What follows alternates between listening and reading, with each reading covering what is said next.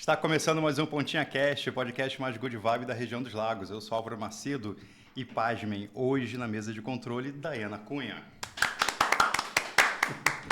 E na produção ela também, Dayana Cunha. E convidados mais do que especiais. Hoje estamos recebendo ele que é múltiplo. Ele é compositor, poeta, escritor e cantor. Márcio Moreira. Exatamente. Márcio Moreira, acertei? Exatamente, acertou. Seja muito bem-vindo. Muito obrigado. Obrigado a todo mundo que nos assiste. Prazer estar aqui. Márcio, vamos começar do começo. Você está com quantos anos? Estou com 36. 36. E você é de Belém do Pará? Belém do Pará. Belém do Pará é a terra do meu avô de criação. Olha só. Já está falecido já, seu Raimundo. E é uma terra maravilhosa. Maravilhosa. Eu sou suspeito para falar. Antigamente, quer dizer, acho que ainda tem isso hoje, o pessoal sai lá do Norte e Nordeste em busca de emprego no Sudeste. Exato. A gente vai discutir como é que está a arte lá e essas viagens suas. Eu vi que você é um artista PCD. Exatamente. Só que não dá para perceber. Não dá. Aí eu pesquisei na tua rede social, que é o braço. Exatamente. Mas não tem nada no braço. Não dá para ver direito, né? Mas é uma lesão que eu quê? tive. Eu fiquei preso no cordão umbilical no momento do parto. Eu era muito grande, muito maior do que se esperava. Então estava tudo programado para ser um parto normal. Você nasceu com quantos quilos? Eu nasci com 3 quilos e alguma coisa. Você sabia que eu nasci com 4 quilos e pouco? Que isso, olha só. Eu fui grandão. Eu fui o maior bebê da maternidade.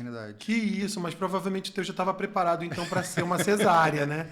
No meu caso, não. E aí, como era finalzinho dos anos 80, não é uma mudança tão simples de você mudar de um parto normal para uma cesárea, né?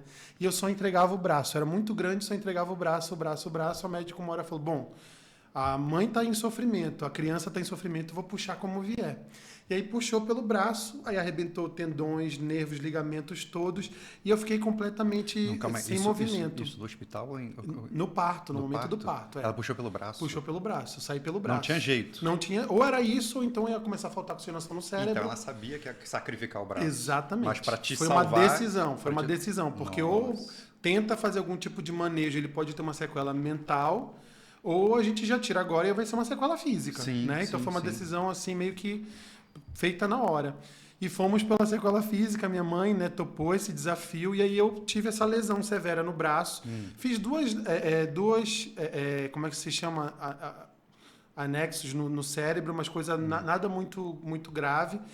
E aí, a partir daí, eu fiquei sem nenhuma mobilidade no braço, né? Com tempo de muita fisioterapia, muita coisa, e duas cirurgias, eu adquiri alguns pequenos movimentos. Mas os movimentos finos, de amarrar cadastro, de escrever, eu não consigo ter. Pintar, assim, não dá, exatamente. Entendi. E aí, por conta desse parto, eu ganhei o nome da minha mãe, né? Meu pai resolveu homenagear a minha mãe, afinal de contas, os dois sobreviveram. Ela é Márcia? Ela se chama Márcia. E aí, eu ganhei o nome dela em uma forma de homenageá-la, né? Isso aí, cara, já é uma vitória, só o fato de você nascer. Sem dúvida, meu nascimento já é uma vitória. E aí eu escrevi Ciranda da Sequela, que é um poema que inclusive está aqui no livro, né, que a gente vai falar daqui a pouco, eu acho, e que abre o meu novo show agora, chama Ciranda da Sequela, a canção que abre esse show, vai estar no meu próximo disco também. E que narra um pouco isso, essa coisa do desafio, né, de ser quem nós somos a partir de um acontecimento como esses, né? Eu vi que você fez show, inclusive, em Belém e Mosqueiro. Exatamente. Na verdade, todos os meus shows, Álvaro, assim, eu tenho buscado a partir de agora, a partir desse projeto, fazer sempre inclusivo. Porque o que eu percebi como uma pessoa PCD, e foi difícil me entender como pessoa PCD, porque sempre fui ao longo da vida toda, tinha essa deficiência física, mas eu sempre me resolvi tão bem com isso, que isso nunca foi uma questão. Na medida em que eu me torno artista, que eu vou para o palco, que eu gravo videoclipes, que eu dou entrevistas, eu entendo o lugar político que isso carrega, né? Sim. E aí eu percebi que eu não tinha grandes referências de artistas com deficiência. E me questionei, por que eu não tenho tantos artistas com deficiência como referência? E entendi que na plateia as pessoas com deficiência não estão, porque os teatros, os espetáculos não são preparados para receber essas pessoas. Então eu falei, então tem que partir de mim, né, como artista PCD, para proporcionar esse espaço. Então todos os meus shows têm tradução de Libras, né, ali para as pessoas que não podem ouvir. Ler do engano, achar que o surdo não vai querer assistir um espetáculo de música. Ele é tocado pela energia, pela troca que acontece naquele momento, né? Tem também audiodescrição. Então teve Libra. Tradução de Libras no show. Audiodescrição, cada um de nós, eu e os músicos, a gente diz como a gente está vestido para as pessoas que não podem ver. E tem pessoas também na plateia treinadas para receber as pessoas com dificuldade de mobilidade. Quer dizer, é um show com muito foco em inclusão, exatamente. Entendi. Do Prêmio Profissionais da Música. No meu primeiro disco, né, o Repartir, que eu lancei em 2022, eu me inscrevi no Prêmio Profissionais da Música e me inscrevi no prêmio, né, para competir como melhor cantor e tal, entre os cantores que estavam participando, e me inscrevi para fazer um pocket show lá como uma oportunidade de apresentar meu trabalho para mais gente, né, assim. Fui tão descrente que eu poderia ganhar que eu marquei minha ida só pro dia do show, nem fui para a premiação. No avião, chegando em Brasília, eu recebi, olha, você ganhou. Poxa, não fui um dia antes porque eu mesmo estava acreditando que eu fosse ganhar. Tem outra lista de prêmios aqui, Prêmio Profissionais da Música em 2023. Exatamente. Cantor e compositor. Cantor e compositor também por esse álbum. Agora, esse Prêmio Profissionais da Música é o PPM, que Exatamente. eles chamam. Esse é famoso, esse prêmio. Famoso.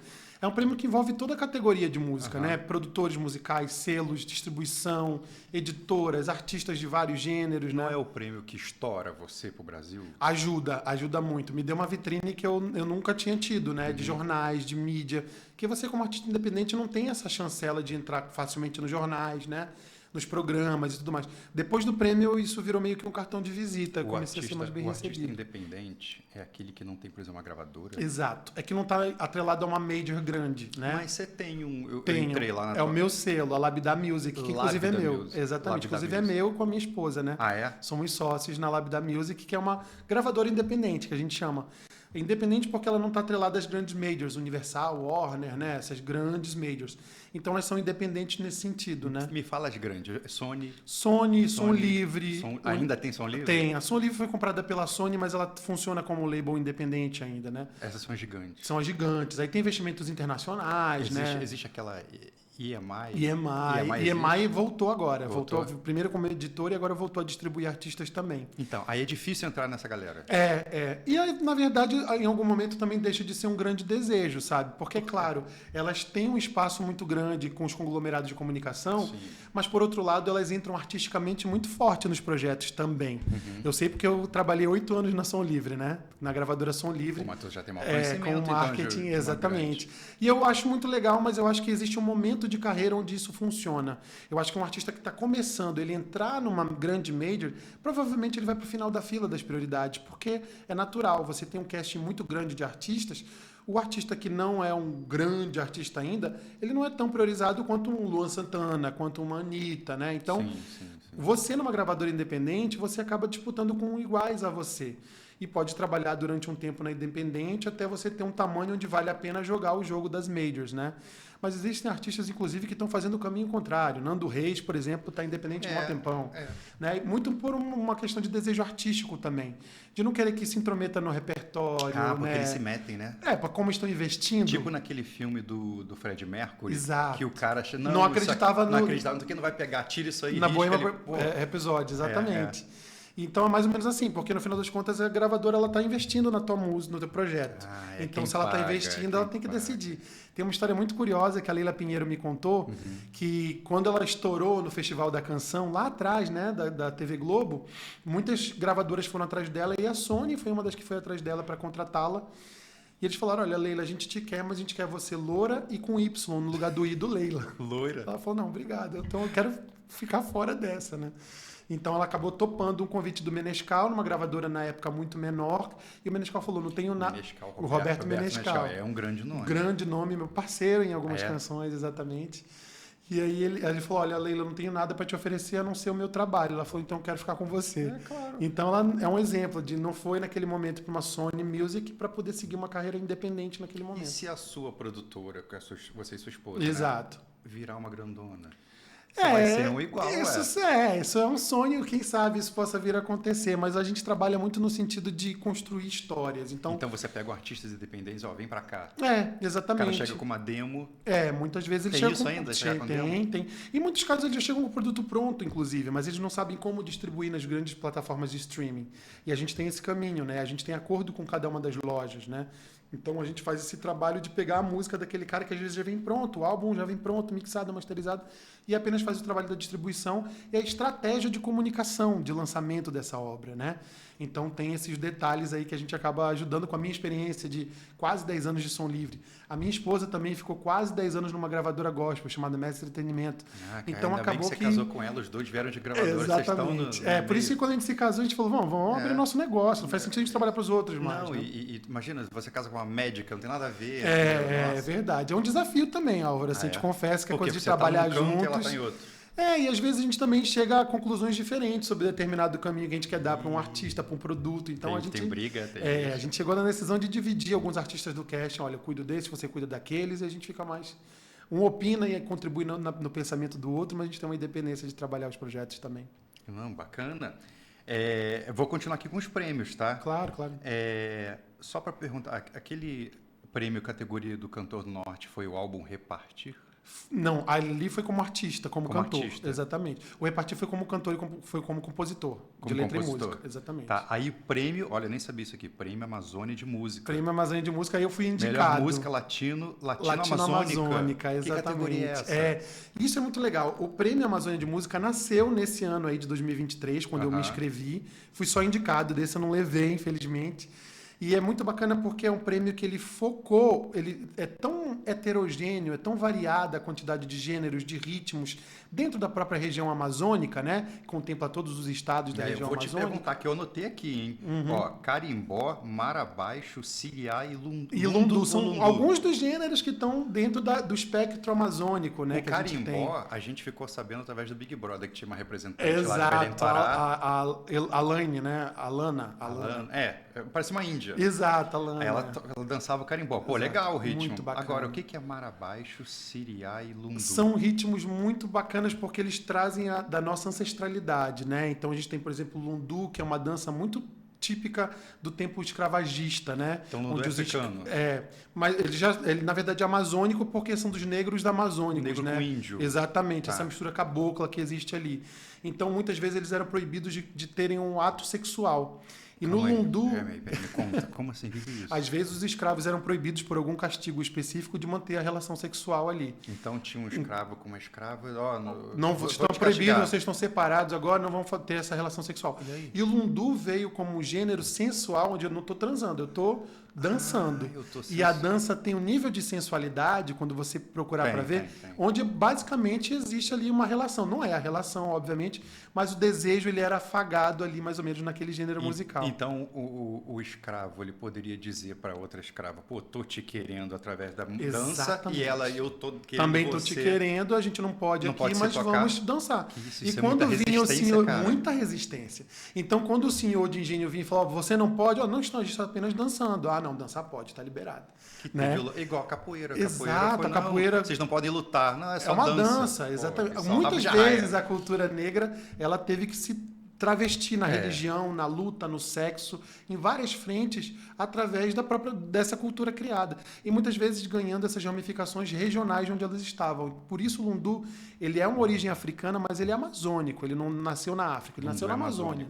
Né? O marabaixo, eles eram os escravos também vindos de lá, para o norte do país, e eles ficavam com as pernas amarradas, presas nos navios negreiros, né, para vir, e eles, às vezes, para lutar contra aquele sofrimento, eles começavam a dançar mar acima, mar abaixo. Mar acima, mar abaixo. Então a melodia veio com essa pegada, a dança veio nessa pegada. Então você vê que são gêneros ancestrais, né? Por isso a cultura amazônica é tão rica, que eu tenho muito orgulho de carregar. Tinha que ser mais distribuído isso. E precisa ser, né? E assim, Fafá de Belém veio trabalhando isso lindamente, o primeiro álbum dela, o segundo Água tem muito carimbó, tem muito. Que é paraense, é uma representante, quanto mais, né, da nossa região. Depois Lia Sofia, tem outras tantas. A Leila acabou entrando mais em gêneros nacionais, de uma maneira mais conhecida como a bossa nova e tal, a Leila Pinheiro.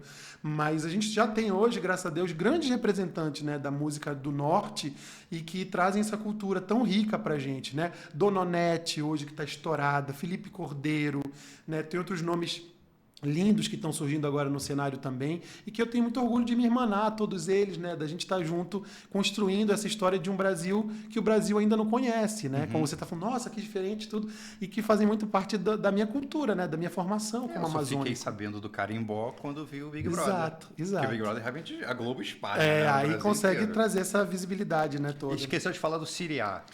O siriá é uma coisa da catação dos siris, né? É uma dança que tem a ver com o trabalho da catação dos siris.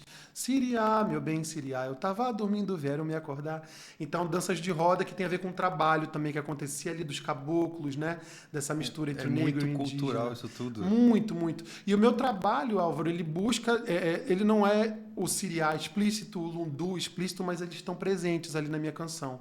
Eu acho que eu faço uma música popular brasileira. Pop com MPB. Exatamente, mas ela tem essa essência. Sobretudo o meu novo álbum que eu estou produzindo agora, que eu pretendo lançar ainda esse ano. Qual é o novo álbum? Chama Canções Conterrâneas. Canções Conterrâneas. Que eu vou lançar esse ano, se Deus quiser. E ele tem muito presente. Ele tem o boi, tem dança de boi ali presente, tem siriá, tem marabaixo, mas tudo na minúcia. Não é um single de siriá, não é uma faixa de lundu. Mas o lundu está presente no arranjo. O siriá está presente de alguma maneira. Mas buscando universalizar, no sentido de mostrar para mais gente essa cultura, esses gêneros dentro da minha canção. Nossa, isso é muito bacana, cara. Eu espero que... Será que no setor turístico, lá vai visitar a Amazônia, vai visitar o Pará, a gente consegue aprender tudo isso? Sim, muitas vezes. É mostrado? Graças a Deus, o Pará se tornou um polo, né, de visibilidade da cultura paraense. Inclusive, esse ano a gente vai ter a COP30, né, que é uma conferência que acontece global, vários Pará, países né? se juntam, e esse ano vai ser no Pará. Então, assim, acho que já a médio prazo isso vem se construindo de que os passeios turísticos, eles têm um pouco desse mergulho cultural, assim, sabe? Mas eu te confesso que ele está impregnado na cidade. Se você sai nas ruas, tem o brega tocando, tem a música de aparelhagem, né, que é uma música de subversão, né? Aqui no Rio de Janeiro é o funk, lá você vai para aparelhagem, né, onde tem o brega lá rasgado sendo tocado. E esses gêneros presentes também, muito misturados com a cultura. Eu acho que a Joelma trouxe isso. Joelma é uma grande referência nesse sentido, sem dúvida. Ela ajudou a espalhar. Que já é o calypso, né, que é uma coisa bem latino-amazônica também, assim. Cara, né? é muito rico. É muito rico, é muito rico. E, inclusive, durante um tempo, olha que história legal. Durante muito tempo no Pará, as ondas de rádio da Guiana Francesa chegavam melhor em Belém do que do Sul, por exemplo. Isso. Então, os gêneros sulistas, né, que estouraram no Sul durante muito tempo não chegavam no Pará. Mas essa coisa do calypso, da salsa, do tchá-tchá-tchá, eram muito presentes na nossa cultura desde esse período, porque as ondas de rádio de lá chegavam mais fácil pra gente do que o próprio Sul. E pegou, né? Pegou. Acabou se hibridizando com a música feita na Amazônia, e por isso o prêmio como esse, o Prêmio Amazônia de Música, é tão importante. E aí o Arthur, música né, latino-amazônica, eu adorei esse nome. Essa é a categoria que eu tava, para você ter noção das categorias que tinham, né? Cara, isso não chega no Sudeste assim. O Arthur Espíndola, parabéns, Arthur, que é o grande mentor desse projeto do Prêmio Amazônia de Música, é que entendeu e proporcionou do Grande Teatro da Paz, né, que é um dos maiores teatros que a gente tem no Brasil, essa noite linda que vai homenagear cada um dos gêneros, cada um dos artistas, né, da região. Esse Teatro da Paz, ele fica onde? Em Belém do Pará. Não tem um teatro que é lindo, que é em Manaus? Também. Tem o teatro. O norte está ficando muito... Por causa da Belle Époque, rico. né? A Belle Époque, ela veio com muita força nessa região, porque a extração de borracha nesses lugares era muito forte. Então, são cidades que parecem Europa. Riquíssimas nesse lugar. Nossa, você olha assim, você, meu Deus, é na Amazônia. Exatamente. Porque a gente pensa na Amazônia e assim, meu Deus, índio, mato, tem bicho. essa visão ainda, né? Que já vem, graças a Deus, sendo muito bem quebrada. E é riquíssimo. Eu vi aqui, Areia é o carimbó com mais de 100 mil visualizações no YouTube. Como é que você atingiu essa marca? Eu tenho também essa sorte, de alguma maneira. Porque eu vi que você manda muito bem no streaming, 1 milhão de visualizações. Com o Menescal eu tive essa abertura muito grande. Com o Menescal foi o terceiro single que eu lancei na minha carreira, assim. Peraí, qual é o primeiro? O primeiro chama Em Paz. Em Paz. O segundo chama As Cores das Flores. Uhum. Não, desculpa. O segundo chama Uma Voz. E As Cores das Flores é essa com Menescal, que é uma bossa nova, que eu escrevi, inclusive, porque eu muito próximo do Menescal na época de Som Livre. A gente estava produzindo o projeto do Cazuza, chamado Cazuza em Bossa. E aí eu fiquei muito próximo dele. Muita. Era Roberto Menescal, Rodrigo Santos e Leila Pinheiro. Era essa tríade maravilhosa gravando versões do Cazuza em Bossa Nova. E eu fui o responsável artístico desse projeto dentro da gravadora. E eu fiquei muito próximo deles nesse período. E apaixonado, né, com as conversas, com as histórias que eu tinha com o Menescal, um dia eu chego em casa e vou pesquisar um pouco mais sobre ele e descubro que ele estava subindo para a serra para participar de um concurso de bromélias, porque ele cultiva bromélias. Para Serra, qual serra? Eu acho que era Petrópolis. Não, Serra aqui do Rio. Serra do Rio. Tá. E eu fiquei encantado com essa história. Além do Menescal ter criado a bossa nova, ter feito tantas coisas incríveis na nossa música, ele também cultiva flores. Que coisa linda. E eu escrevi um poema chamado As Cores das Flores e mandei para ele. Sem uma má intenção por trás, de parceria nem nada. Era literalmente uma homenagem a ele. No que ele me responde já tocando e cantando a canção. Falou, temos uma parceria, a nossa canção As Cores das Flores. Que virou uma bossa nova lindíssima, assim. E, para minha surpresa, teve uma adesão gigante que me deu uma visibilidade como artista independente muito grande. Bateu 1 milhão, assim, em poucos meses, né? No Spotify, assim. E aí, depois disso, à medida que eu ia lançando minhas canções, já tinha um público ali esperando novidades sobre o que eu estava lançando. Aí, graças a Deus, tem tido uma repercussão muito bacana na minha carreira. Fica uma pressãozinha assim, qual vai ser o próximo? Qual vai ser o próximo? Será que vai bater? Eu tento não olhar tanto para isso, porque como eu tô tão preocupado com esses números para os artistas que eu trabalho como gravadora, que como artista me dou o luxo de não querer olhar tanto para isso, não, assim, sabe? Deixa isso uma galera da produção. Exatamente. Aqui na minha carreira eu busco muito mergulhar na questão artística mesmo, sabe? Aí eu vi aqui que você é um sucesso no streaming e o segundo disco, Canções Conterrâneas, foi o que você falou. É o que eu tô preparando ainda. Ainda não saiu? Ainda não. Eu tô, assim, muito ansioso de soltar. Tem 2 canções já produzidas. Canções Conterrâneas, então são todas lá do Norte. São todas do Norte. Todos nesses gêneros que a gente estava conversando agora, com essa essência do Norte e com parceiros de lá, né? Então também tem essa preocupação. E é Canções Conterrâneas porque eu escrevi uma canção chamada Canção Conterrânea para Leila Pinheiro, em homenagem a ela, que fala um pouco disso, né? Eu estou onde você já esteve, eu cheguei porque você chegou. Uma homenagem de um artista a outro conterrâneo, né? Que diz, tô aqui no Rio de Janeiro vivendo tudo isso porque um dia você abriu essas portas, né? Como artista do Norte e tal. E aí eu achei que era um nome bacana também para o projeto como um todo, que talvez desse a essência do que seria esse projeto. E aí eu resolvi, então, fazer um álbum inteiro dedicado ao gênero amazônico, né? De uma maneira geral. Fantástico. Como é que é o mercado de música lá no Pará? Então, como no Brasil como um todo, é muito disputado, no sentido de que hoje conseguir a atenção do público é um desafio muito grande. Você tem um podcast, você sabe disso. Então, porque eu pesquisei sobre artistas do Pará, tem uma lista imensa. Muito enorme, é gigante. Me surpreendeu, porque a gente não é um preconceito, mas vive uma bolha, né? A gente vive numa bolha que todo mundo está aqui no Sudeste. Rio, São Paulo, Rio, São Paulo. Exatamente. Eu fui puxar a lista, aí eu falei, vou parar aqui na letra C. São enormes. Vou passar aqui na letra C, parei o scroll. E eu te diria mais, Álvaro, são artistas que são tão fortes pra gente, estão tão no nosso imaginário, que muitas vezes a gente cresce ouvindo eles e não necessariamente ouvindo o Sudeste, o Sul, a Bahia, sabe, assim. Pra ser sincero, tem artistas lá que são nossos caimes, assim. Eu tenho a honra, tô dizendo em primeira mão aqui agora pra vocês. Opa! O Nilson Chaves, que é um desses caimes da gente, da nossa região lá, que é um grande baluarte da música do Norte, tá fazendo participação no meu disco, né? Numa canção chamada Maré Forte, que é uma parceria minha com o Renato Torres, meu grande mestre, que é produtor desse disco novo que eu tô fazendo. Então, assim, durante muito tempo, o meu caíme era o Nilson Chaves. Eu ouvi os discos do Nilson Chaves com uma sede visceral, assim, sabe? Muito por conta de questões geográficas, naquele momento onde a internet ainda não era tão forte, a gente assistia os shows dos artistas da terra, porque era caro um artista ir para Belém cantar. Não era qualquer artista que ia para Belém cantar. A malha viária nossa é péssima, né? Para ir de ônibus e levar estruturas né? Sabe como é que eu percebi isso? Eu fui mandar uma encomenda, eu estava vendendo um produto no LX, aí o cara, sou aqui do Pará. Aí, quanto é que é o produto? R$50.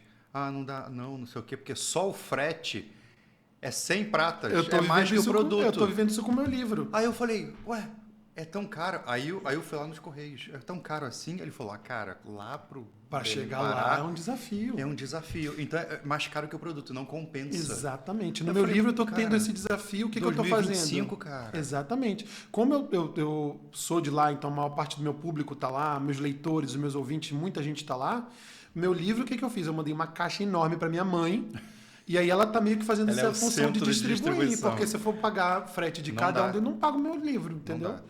Então está sendo esse desafio. E no passado, como a gente estava conversando, era muito difícil chegar uma peça de teatro do Sudeste, um artista do Sudeste.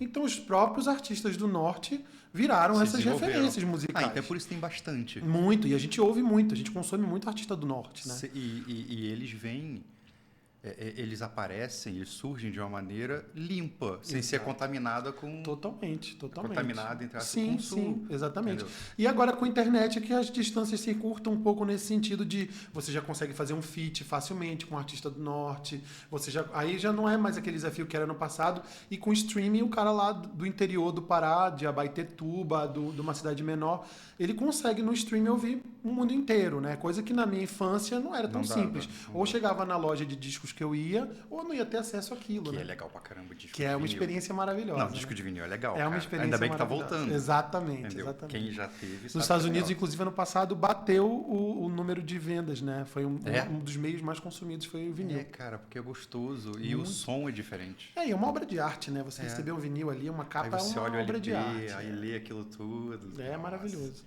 Como é que você parou aqui em Araruama? Vai ter show aqui? Eu quero muito fazer. Mas o que acontece? A família da minha esposa tem uma casa aqui, né? Então, desde que a gente casou, virou assim, nossas férias, nossos fins de semana, nossos finais de ano são todos em Araruama. Isso é bem direto. Então, virou parte da minha cultura, assim, total, né? Assim, tá em Araruama.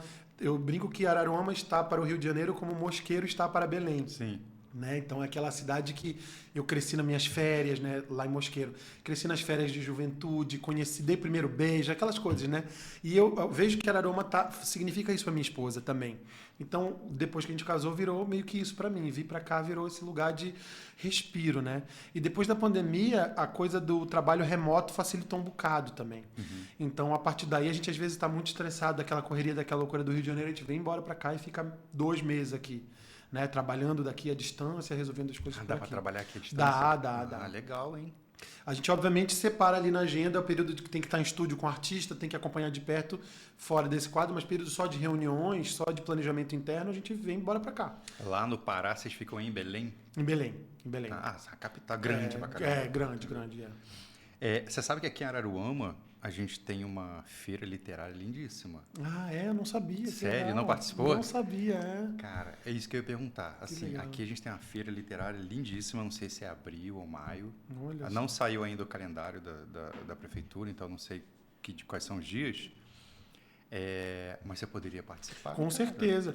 O livro é recente, né? Então, assim, eu estou descobrindo esse calendário literário agora. Flip, Feira Panamazônica do livro. Eu ia te perguntar se você já participou da Flip. Não, ainda não. Que é a feira literária mais famosa aqui do Sudeste. O livro saiu em novembro, né? Agora, passado, né? Para quem está assistindo a gente agora, a gente está em janeiro, foi em novembro. Tá quentinho. Então, assim, estou descobrindo esse universo da literatura. Diferente da música, né? Que quando eu lancei meu primeiro disco, eu já sabia os principais festivais, né? Os principais shows, onde fazer, quem conhecer, quem falar.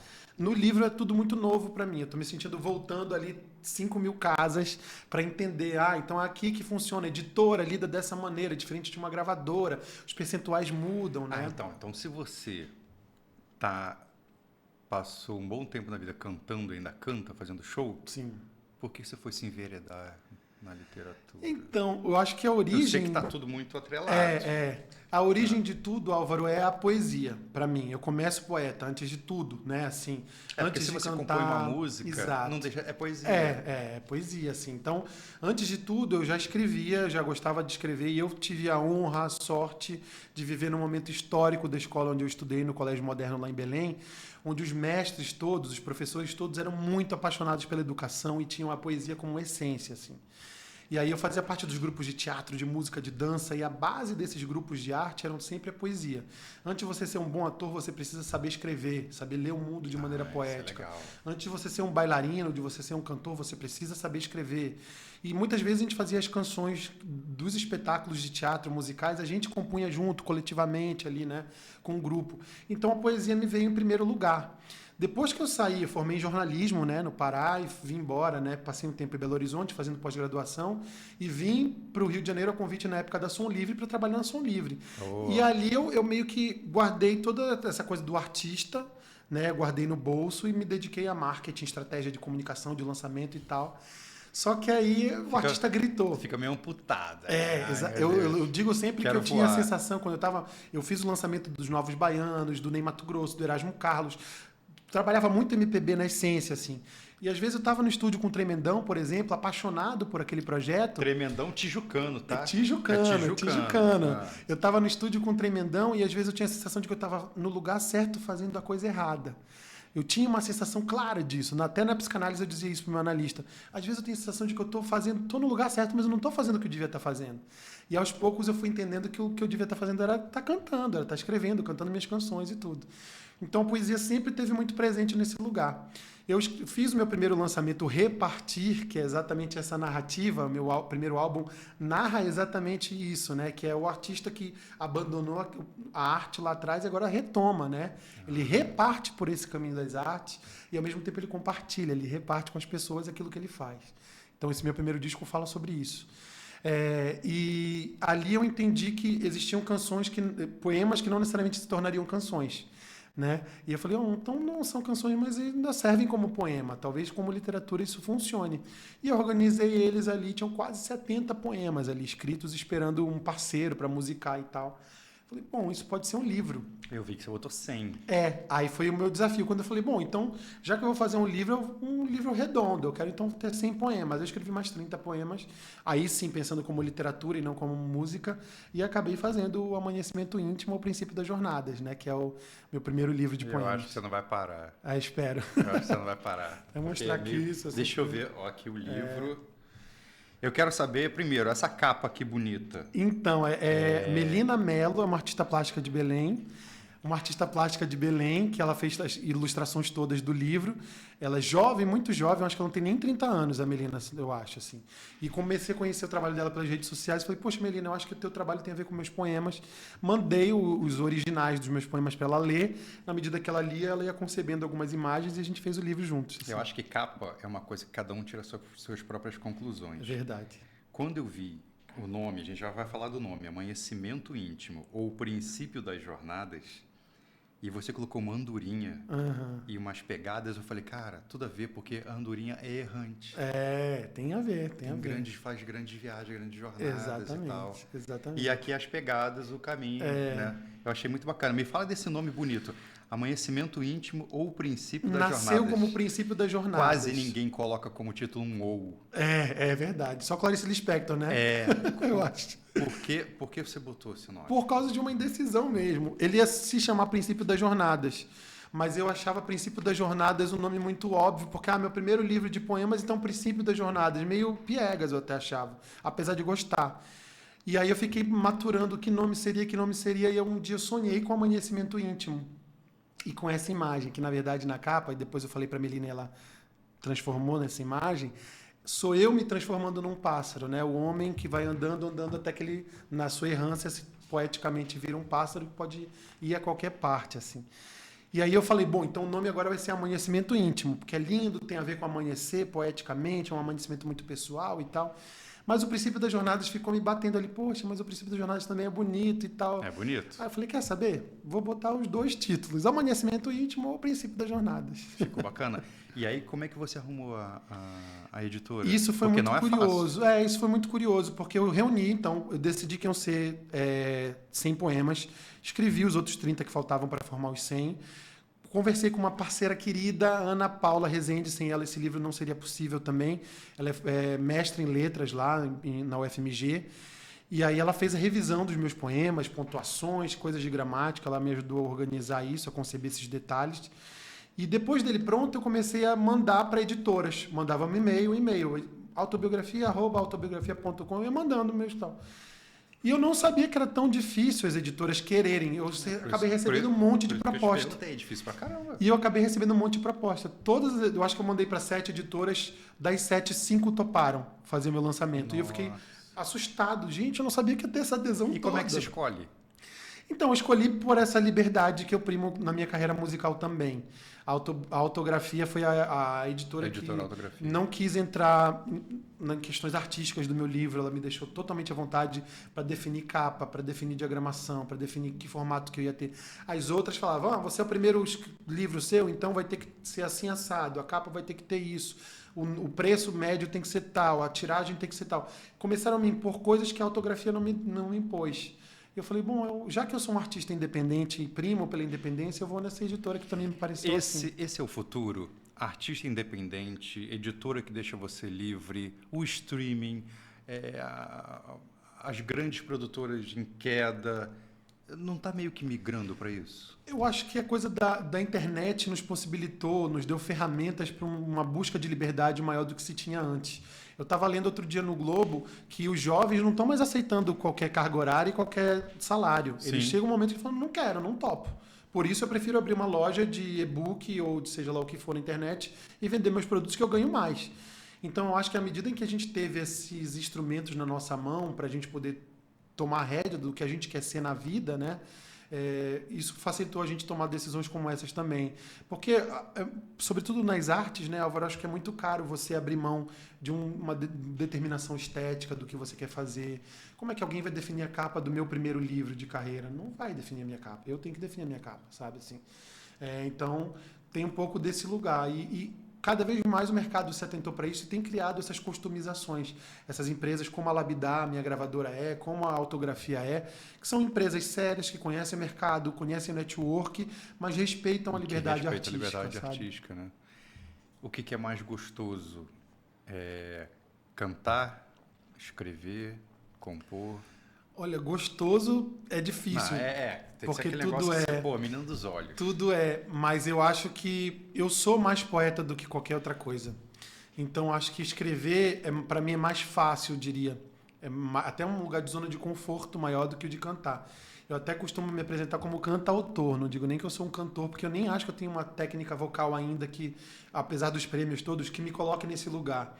Eu acho que eu canto bem as minhas canções. Se você falar, Márcio, canta aqui Cazuza, Caetano, eu vou cantar, mas eu não sei se é tão bom quanto os caras já fazem. Sim, Agora, as minhas canções eu me sinto encorajado de defendê-las, sabe? Assim, então, para elas eu me sinto mais pronto para fazer esse tipo de coisa. Então, o canto me dá um prazer enorme, mas ainda não é um lugar de só prazer. É um lugar de muito esforço, de muita técnica, de muito estudo para melhorar e chegar num lugar de conforto.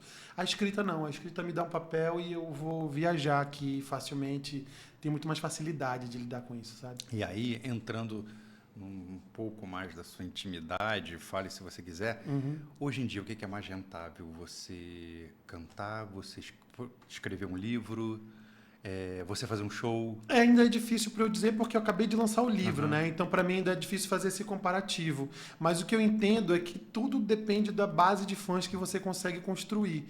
Eu percebo que já tem uma migração do pessoal que me ouve para o pessoal que está consumindo meus livros. Eu estou indo para a segunda tiragem de novembro para cá, que já é, para mim, um mérito enorme, assim. A primeira tiragem foram quantos? Foram poucos. Eu fiz 100 no primeiro, estou fazendo mais 100 agora, né? Tá. Então, assim, não é enorme, mas para mim, para minha realidade, o primeiro livro, né, é um número que é interessante, assim.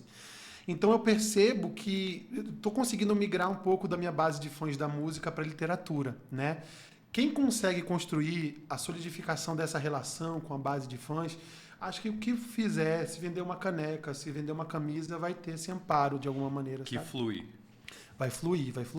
Acho que seria muito mais difícil eu começar lançando um livro do nada do que a exposição que a música me deu já, né? Então, à medida que eu tenho a exposição da música, a vitrine que a música me deu, quando eu anuncio que eu estou com um livro, é mais fácil das pessoas. E até porque não é uma coisa tão diferente. Eu não estou, de repente, vendendo cupcake, né?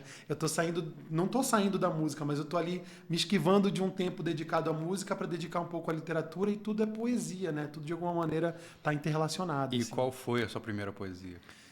Da vida, você diz? Da vida. Nossa. Sabe por quê?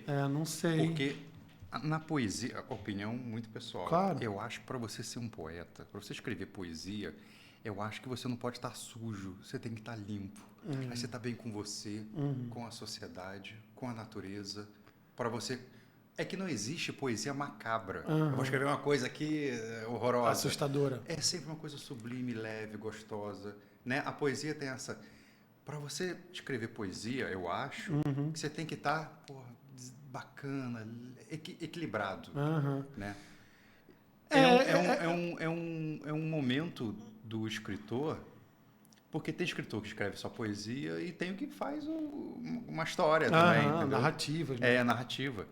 Então, eu acho isso. Eu acho que o poeta, ele tem essa leveza. Ele precisa estar limpo, ele precisa estar transparente. Legal. Bateu isso em você? Então, eu acho que isso é uma forma de fazer poesia que você está falando, mas eu acho que não é a única, sabe? Assim, eu acho que a poesia é um exercício para mim, pelo menos. Eu não posso falar por todos os poetas, mas para mim é um exercício de assim como você exercita uma boa escrita, exercita uma boa matemática, você exercita a poesia também. Só que esse exercício ele não está só no papel, ele está um pouco no olhar também. Então, é o exercício de como enxergar diferente aquilo que todo mundo está enxergando igual. Então, você olha alguma coisa e você consegue tirar poesia daquilo. Exato. Mas eu também não acho que isso é um dom inefável, intangível, difícil de ser alcançado. Eu acho que quando o cara persiste como exercício, ele alcança a poesia. Ele alcança isso. Se é boa ou se é ruim, isso é uma outra questão. Mas a poesia ele alcança, sabe? Então, o Drummond tem um poema muito lindo, que chama A Procura da Poesia, onde ele fala, veja as palavras em estado de dicionário, elas sós e muda, esperando que alguém as retire de lá, do limbo, né? Então, assim, existe a palavra posta, a gramática ali, mas que na medida que você traz uma essência diferente, num contexto diferente, ele vira poesia a partir daquilo. Mas para que isso aconteça é um exercício, né, de olhar, um exercício de enxergar sobre outro prisma, sobre outra ótica mesmo. Qual é a melhor poesia desse livro aqui? Não tem como escolhe dizer. uma. Não tem como dizer a melhor, assim. Não, mas, uma que você... Nossa, essa aqui... Mas é muito legal porque tem um que fala sobre isso que a gente está falando agora, que é exatamente sobre a coisa do ato de escrever. Deixa eu ver se eu encontro aqui. Acho que essa aqui fala bem disso, chama metalinguagem. Quer que eu leia para ti? Quero, por favor. Teus olhos fitam-me as letras, arriscando sentidos, enquanto me seguras com a mão. Digo-te, sem som, o que sinto, e vais compreendendo devagar, em silêncio também. Temos um pacto sincero, a tinta e a verdade. Talvez siga contigo no bolso ou na memória. Talvez nem chegues a ouvir tudo o que te escrevi aqui. Mas o certo e definitivo é que sem o que trazes para mim na bagagem, meus versos não passam de frias letras sem alma. Meu alfabeto sem tua história é pedra sem vida. A poesia é nosso encontro. Sem um dos lados, a valsa perece. O encanto não é mais do que gramática vazia. Olha! Márcio Moreira! Fala sobre isso, né? Se você não traz a tua bagagem pessoal quando vai ler um poema, parte da poesia perde o sentido. A poesia depende tanto do poeta quanto do leitor. Se o leitor não trouxer também a bagagem emocional, as histórias de afeto que ele já viveu e desafeto, ele não vai trazer a mesma cor, né? A mesma beleza para o que ele está lendo, né? Enquanto poesia. Por isso que a gente diz que a poesia é uma coisa que não envelhece, porque se você lê com 14 anos, depois lê com 30, depois lê com 70, esse poema vai se ressignificar para você. Eu gosto de fazer isso. Eu pego um livro que eu li há muitos anos atrás, vou ler de novo. É igual filme, vou ler de novo. São obras de arte, são poesia, né?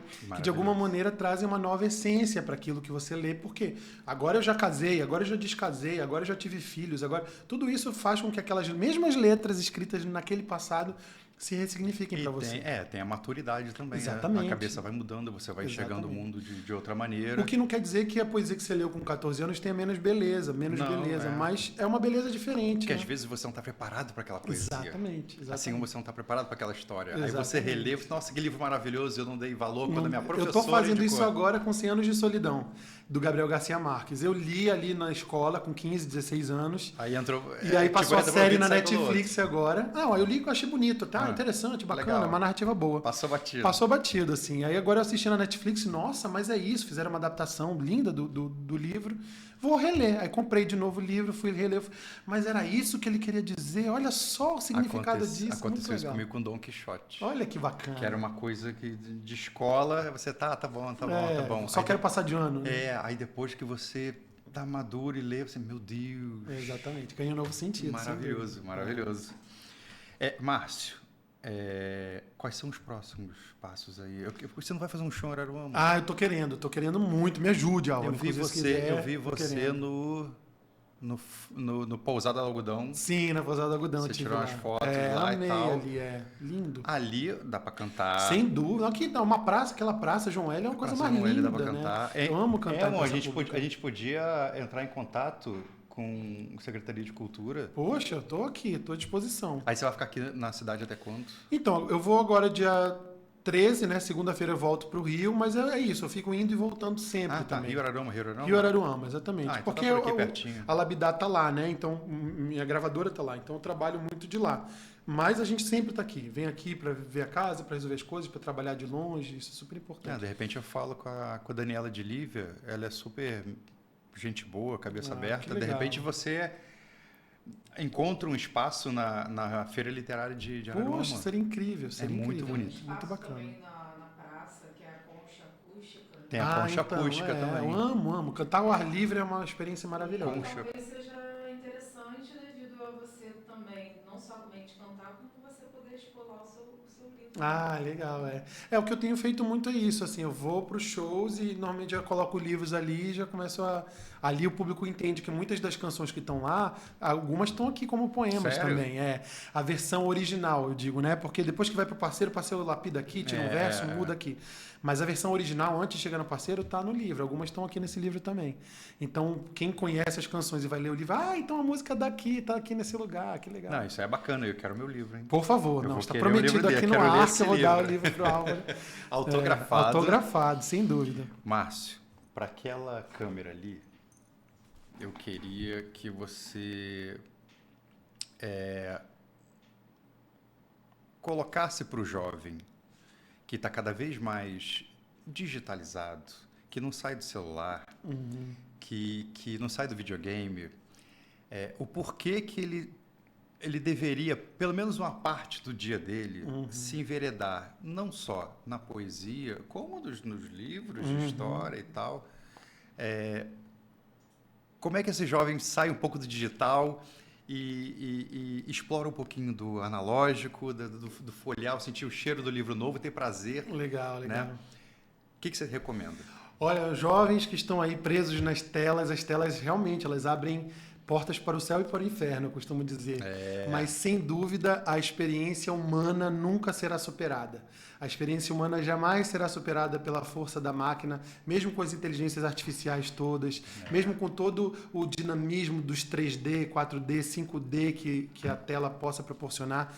A experiência humana jamais será superada. Você cair no chão, ralar o joelho quando anda de bicicleta, você dar um beijo na boca de verdade, você, de repente, descobrir que o que você sente é compartilhado pela humanidade, o outro sente como você sente.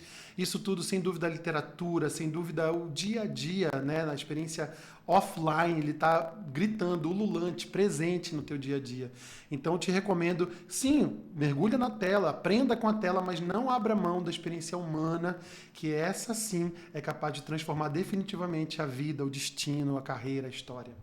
É isso aí. O recado tá dado.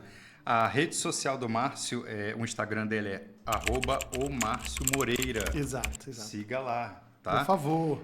Márcio, foi um prazer receber você Prazer meu, aqui. muito obrigado. Realmente a vibe é maravilhosa. Foi bem gostosa a conversa. Queria poder explorar mais, eu quero mais... Pô, você não trouxe um violão, cara? Pois não toco, né? Eu só canto. Você só canta? Só canto, não toco. Quer dar uma palhinha? Não. Não? Isso. Eu vou vir no outro momento. Então, no outro momento, hein? Não, porque eu vi você fazendo um show lá. Sim. Onde as pessoas... Teve uma pessoa lá que filmou e você estava cantando muito bem com outro rapaz. Sim. Também com a calça colorida.